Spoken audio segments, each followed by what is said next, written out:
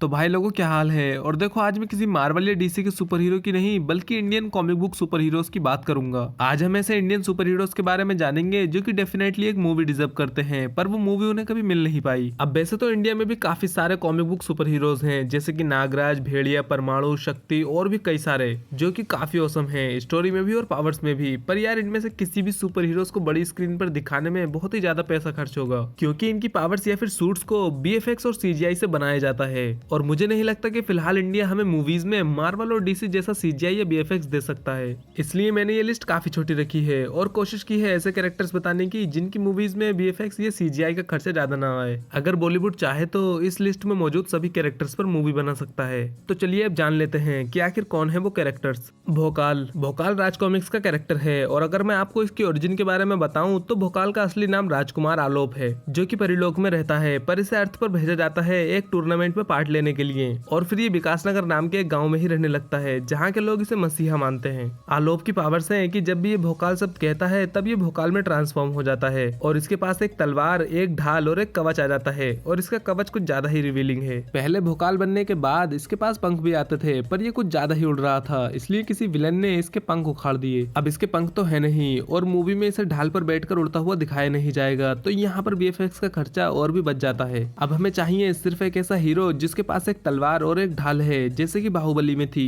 बस यहाँ पर फर्क इतना होगा कि भोकाल की तलवार आग छोड़ सकती है और ऑलमोस्ट हर चीज को काट सकती है और ये दिखाना कोई इतनी बड़ी डील नहीं है। देखो भोकाल एक एंशिएंट हीरो है और ये हमारी लिस्ट में ऊपर इसलिए है क्योंकि आप कितना भी कम कर लो फिर भी इसकी मूवी में बीएफएक्स की काफी ज्यादा जरूरत पड़ेगी। रक्षक। रक्षक पर पहले से ही बॉलीवुड में एक फिल्म बन रही है पर फिर भी मैंने उसे इस लिस्ट में ले लिया क्योंकि अभी ये फिल्म बनी नहीं है बल्कि बन रही है और इसे कैंसिल भी किया जा सकता है जैसे कि विक्की कौशल की द इमॉर्टल अश्वत्थामा को कर दिया गया है।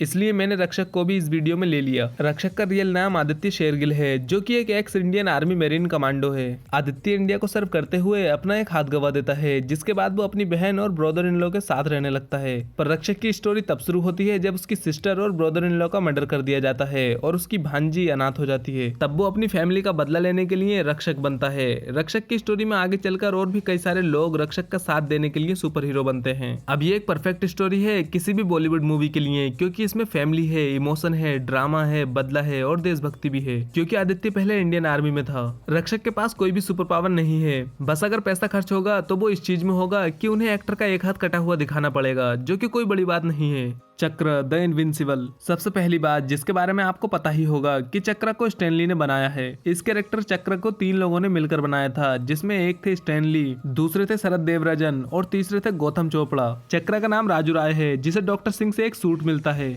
इस सूट की पावर्स ये हैं कि ये शरीर के सभी चक्रास को एक्टिवेट कर देता है। इन्हीं चक्रास से मिली पावर्स का यूज करते हुए राजू मुंबई में सभी क्रिमिनल्स को पीटता रहता है। इस कैरेक्टर पर चक्र द इनविंसिबल नाम की एक एनिमेटेड मूवी भी बन चुकी है जो कि 2013 में रिलीज हुई थी।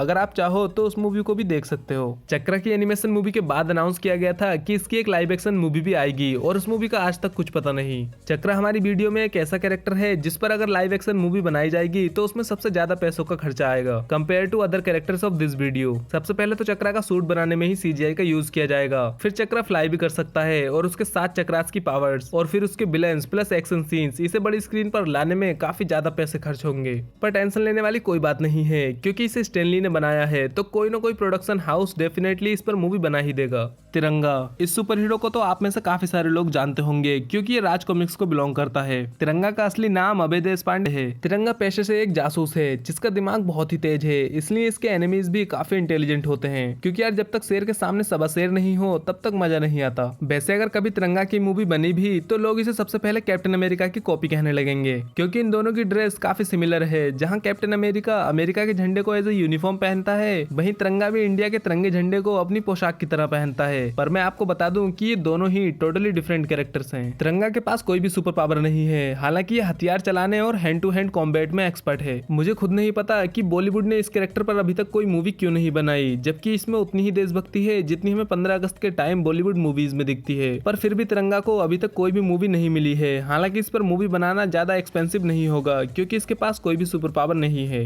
द साधु। ये character character normal super hero से हटकर है और इसी वजह से इसका कॉन्सेप्ट थोड़ा यूनिक भी लगता है। इस साधु का नाम है जेम्स जेनसन और हाँ, ये एक इंडियन नहीं है, पर ये एक इंडियन साधु का ही पुनर्जन्म है। ये कहानी इंडिया के आजाद होने से पहले की है, जब जेम्स को इंडिया में ब्रिटिश आर्मी का एक सिपाही बनने का मौका मिलता है। पर शुरू से ही जेम्स की अपने कर्नल के साथ नहीं बन पाती और एक दिन वो कर्नल जेम्स को एक इंडियन सोल्जर को शूट करने के लिए कहता है, पर जेम्स उसे शूट करने से इनकार कर देता है, जिसके बाद जेम्स को बहुत ही ब्रूटली पीटा जाता है और फिर वो कर्नल आकर जेम्स के सामने उसके बीवी बच्चों का असॉल्ट करता है और जान से मार देता है। साथ ही वो जेम्स को भी जमीन में जिंदा गाड़ देता है, पर जेम्स का एक दोस्त आकर उसे जमीन में से निकाल लेता है। अब इसके बाद जेम्स जंगल की तरफ भाग गया, जहाँ पर उसे दादा ठाकुर मिलते हैं। दादा ठाकुर जेम्स का इलाज करते हैं और वो ही उसे बताते हैं कि वो पिछले जन्म में एक साधु था। प्लस दादा ठाकुर अपनी पावर्स की झलक भी जेम्स को दिखाते हैं, जिसके बाद जेम्स दादा ठाकुर को अपना गुरु मान लेता है और पूरे 3 साल तक ट्रेनिंग करने के बाद वो अपनी पावर्स का पूरा इस्तेमाल करने लगता है। साधु के पास टाइम मैनिपुलेशन और रियलिटी मैनिपुलेशन जैसी बहुत सारी ऑसम पावर्स हैं। 2014 में ऐसी खबरें भी आई थी कि द साधु पर हॉलीवुड में एक मूवी बनाई जाएगी, जिसमें साधु का रोल प्ले करेंगे निकोलस केज, पर वो खबरें सिर्फ खबरें बनकर ही रह गईं।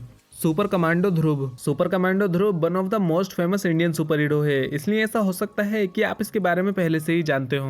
ध्रुव एक बहुत ही औसम कैरेक्टर है, जिसे राज कॉमिक्स का सबसे पावरफुल कैरेक्टर भी माना जाता है, मतलब शारीरिक ताकत में नहीं बल्कि दिमाग की ताकत में। अगर इसकी स्टोरी की बात करें तो ध्रुव के पेरेंट्स एक सर्कस में काम करते थे और ध्रुव भी अपने पेरेंट्स की ही तरह सर्कस में ही काम करना चाहता था, जिसके लिए ये काफी ट्रेनिंग भी करता है। ध्रुव अपने शरीर को लचीला बनाता है, बाइक स्टंट सीखता है और भी बहुत कुछ करता है, पर इसके सर्कस में कोई आग लगा देता है, जिसकी वजह से ध्रुव के पेरेंट्स की डेथ हो गई और फिर क्या, ध्रुव अपना बदला लेने के लिए निकल पड़ता है। ध्रुव के पास कोई भी सुपर पावर नहीं है, हालांकि ये पक्षियों के साथ कम्युनिकेट कर सकता है और अपने हाथों में बने ब्रेसलेट से ये स्टार्स और रस्सियां निकाल सकता है, पर इसकी मेन पावर है इसका दिमाग, जिसने बहुत सारे सुपर विलेंस को धूल चटाई है। सुपर कमांडो ध्रुव पर अगर कभी मूवी बने तो उसमें एक्टर विद्युत जामवाल जैसा फुर्तीला ही होना चाहिए, क्योंकि वो ही ध्रुव के रोल के साथ जस्टिस कर पाएगा। डोगा, भाई इस कैरेक्टर को लेकर तो मैं खुद भी यही सोचता रहता हूँ कि यार डोगा पर अभी तक कोई मूवी क्यों नहीं बनी। हाँ, 2012 में डोगा की एक मूवी अनाउंस हुई थी, पर फिर वो भी कैंसिल हो गई। डोगा एक एंटी हीरो है और ऐसा बहुत कम ही होता है कि ये किसी विलन को जिंदा छोड़ दे। डोगा कभी भी क्रिमिनल्स को पकड़कर पुलिस के हवाले नहीं करता, वो मौके पर ही सभी क्रिमिनल्स को जान से मार देता है,